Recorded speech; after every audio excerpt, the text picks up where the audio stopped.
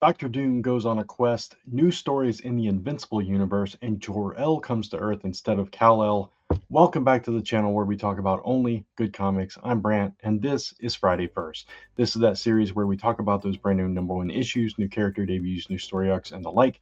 And this is for books that are releasing on May 27th, 2026. First of all, for everyone in the States, have a Memorial Day. Hope you whatever you do this weekend, hope you have a good time. We are actually going to be at Riverwalk Anime this weekend, set up with my wife's crochet business.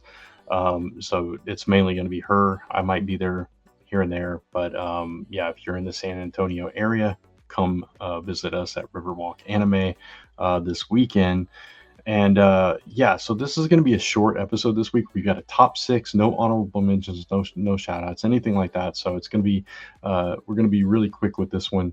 A lot of books coming out, but not a lot of new number one or new story arcs or anything like that. So without further ado, let's jump right into this top six.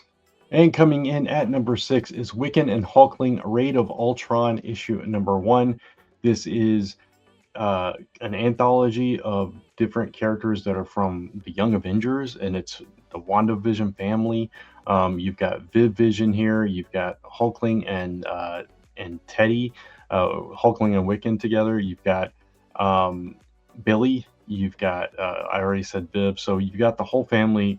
Well, not the entire family, but you've got several members of the family being told by a lot of interesting creators. You've got Tegan of Tegan and Sarah doing a story with Wiccan and Speed teaming up. You've got Zoe Tunnel doing with Rachel Stott as the artist, doing Hulkling and his half sister Fila Bell together. You've got Josh Trujillo with Bradley Clayton doing having their Marvel debut with a Viv Vision story. So you got a lot going on in this book. It's a Marvel Voices anthology. I like a lot of these characters, so I might check this one out. I'm always, looking for a good Wiccan and Hulkling story. I love the characters from the Young Avengers run and everything they've done since. Some it's hit and miss here and there, but hopefully this one will be a good one. But you just never know, and that's why Wiccan and Hulkling comes in at number six. Coming in at number five is Superman Father of Tomorrow issue number one. This is kind of an Elseworlds tale.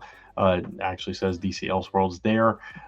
In this one, it's basically Jor-El is the last survivor of Krypton instead of his son Kal-El. So Jor-El, a grown man, comes to Smallville, or I assume it's Smallville. He comes to Earth instead. And we're going to see how that kind of changes the dynamic, how this man of science, this grown man who has all these ideas and comes from an advanced civilization, comes to Earth and deals with that and everything. So that's interesting. This is a 32-page book for $4.99. I'm assuming it's a one-shot, not positive on that, but Superman Father of Tomorrow comes in at number five. Coming in at number four is Doomquest issue number one. I thought maybe this would tie into everything else going on with Doom, but no. This is kind of just this weird story where Reed Richards decides he's going to travel back through time and change different points in history, and Doctor Doom is like, okay, no, I'm going to do it first. So, and obviously it's going to pit the two together, and the Fantastic Four are going to get involved, and there's going to be a battle that goes all across time and space. I don't know, but it's written by Ryan North, who has had a solid run on Fantastic Four. So I'm curious to see what this is all about. This is a 32-page book for $5.99, a bit of a price tag there.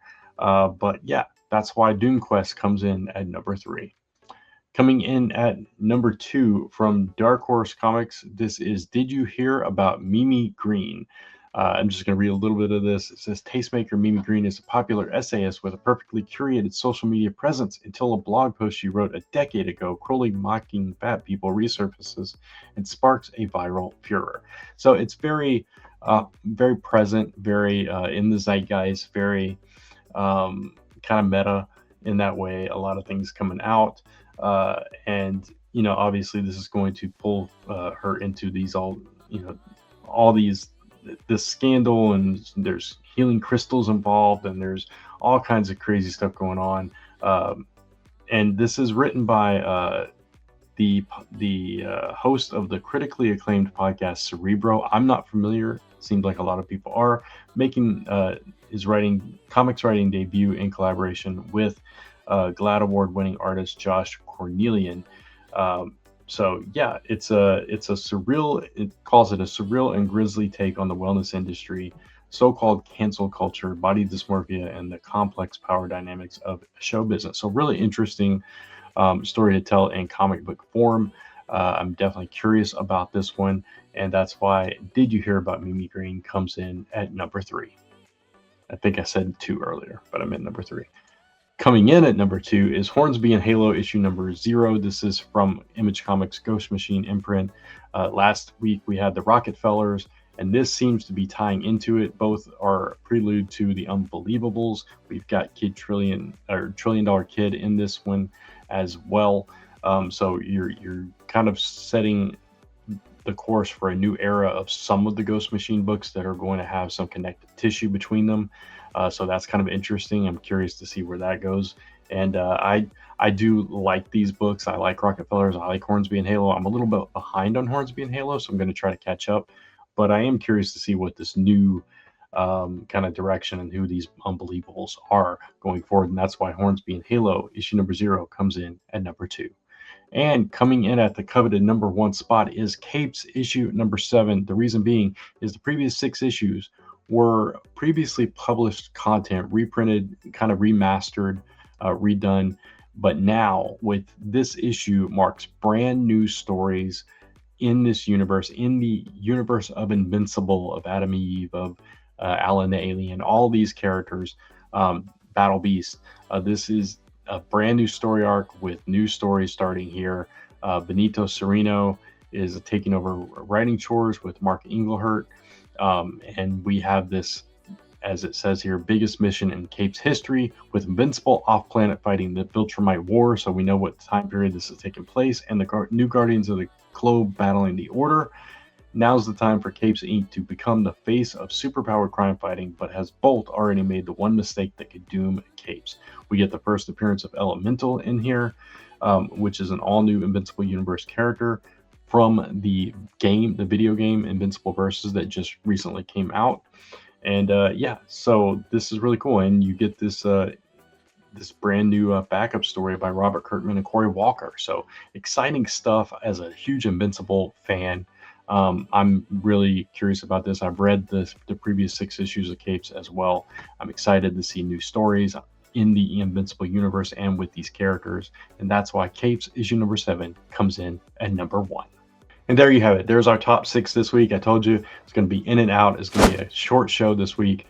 Not a whole lot of books to talk about, but some interesting ones at the very least. It kind of runs the gamut here. Some different types, it's different genres, different directions for some of these books. So an interesting little grouping of books here. I hope you found something that you liked here. And of course, if you like this video, please give it a thumbs up. It really does help. And if you haven't done so already, hit that subscribe and notification bell so you don't miss any of the content going up on the channel. Of course, you can follow me across social media at onlygoodcomics, or type in onlygoodcomics.com to take you right back to this YouTube channel where we talk about only good comics. Until next time, thanks for watching. Take care, keep reading those comics, and I'll see you soon.